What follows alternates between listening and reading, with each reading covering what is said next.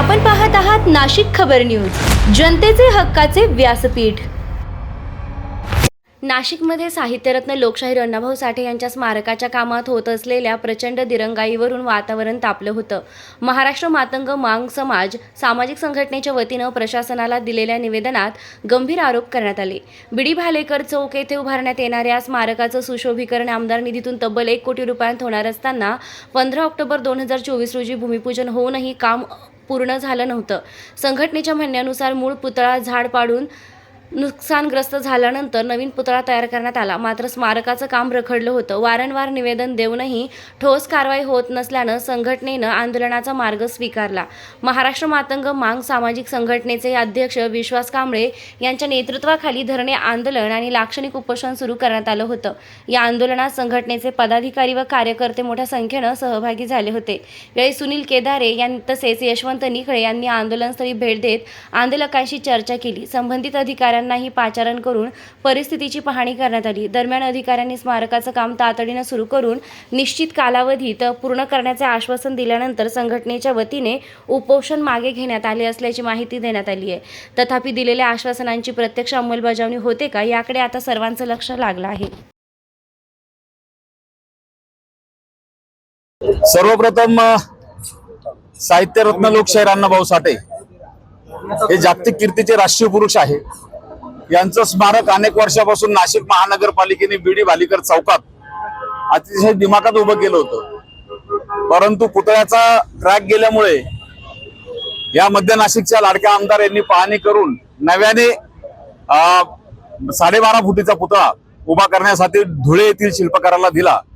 पण सुशोभीकरणासाठी या मध्य नाशिकच्या लाडक्या आमदार देवयानीताई फरांदे यांनी 1 कोटीचा निधी वर्ग केला सुशोभीकरणासाठी।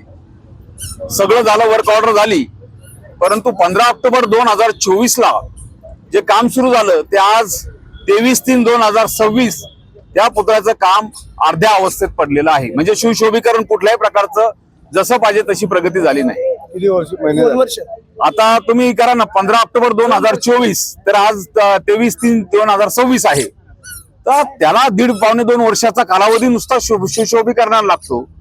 1 कोटीचं काम आहे, छोटंसं काम आहे, पण ते चांगलं स्मारक उभं राहावं ही समाजाची अपेक्षा आहे। मातंग समाजाची अपेक्षा आहे की सगळ्यात चांगलं उभं राहावं।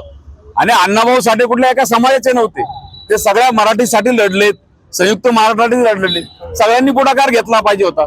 मग आता यामध्ये सगळ्या माझ्या बरोबर बसलेले उपोषणाला मातंग समाजाचे नेते मंडळी आहेत आणि काही आमचे सगळे आदिवासी बांधव आणि मराठा समाजाची म्हणजे सगळ्या जाती धर्माची लोक पुढे आलेली आहेत, कलाकार मंडळी पण आलेली आहेत, खऱ्या अर्थानं शाहीर मंडळी पण आलेली। आणि हे करत असताना प्रशासनाने दखल गांभीर्याने घेतली पाहिजे होती। मक्तेदार आणि प्रशासनाने काय हे विलंब लावला आणि मातंग समाजाचा पुतळा आहे का, मग अशा शंका निर्माण व्हायला लागल्या। मग या शंका जागा तयार व्हायला लागल्या की हा समाजाचा पुतळा आहे म्हणून तर नाही, इथं काहीतरी गडबड चालू। म्हणून आम्ही आज उपोषणाला बसलो। आम्ही अनेक निवेदनं दिली, अनेक मंत्री महोदयांना दिलीत, आमदार मॅडमला दिलीत, त्याचबरोबर अनेक आपल्या अधिकाऱ्यांना आवटी साहेबांना दिलीत, सीओ मॅडमला दिलीत, परंतु कुठलाही उपयोग झाला नाही। शेवटी आम्हाला नाईलाज असतो, आजच्या दिवशी आम्हाला उपोषणाचा इशारा द्यावा लागला आणि आज आम्ही उपोषणाला बसलो, लाक्षणिक उपोषणाला। अधिकाऱ्यांची चर्चा झाली काय? आता अधिकारी आले होते, उपअभियंता, कार्यकारी अभियंता आणि जेई आणि मक्तेदार आले होते। त्यांनी असं सांगितलं की आम्ही 30 तारखेपर्यंत डेडलाईन मध्ये 30 एप्रिल पर्यंत आम्ही काम पूर्ण करू आणि हा दिमाखात पुतळा उभा सुशोभीकरण करून देऊ। महापालिकेने पुतळा उभारायची जबाबदारी त्यांची आहे, त्याच्यामुळे त्यांचं काम ते 30 तारखेपर्यंत करणार असं लिखित आश्वासन ते द्यायला तयार आहेत। त्यांनी लिखित आश्वासन दिल्यानंतर, लेखी स्वरूपात दिल्यानंतर प्रशासनाने आम्ही सदरचं आंदोलन मागे घेणार आहोत।